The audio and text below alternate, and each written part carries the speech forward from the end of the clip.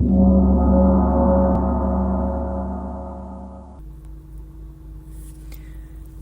once measured my life by where I thought I should be by now. But now, I ask a different kind of question.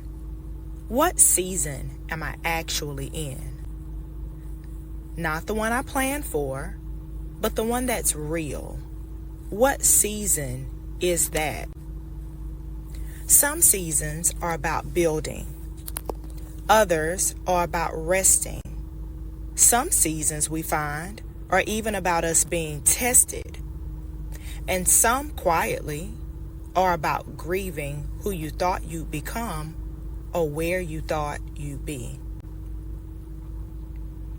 Midlife isn't a crisis. It's a correction. It's the moment you realize the map you were following doesn't fit the terrain anymore. And instead of forcing movement, maybe the invitation is to pause, to listen, and to breathe. Because clarity doesn't come from rushing. It comes from honoring the season you're standing in and asking for and trusting God's lead every step of the way. Tell me what you all think about this video down below.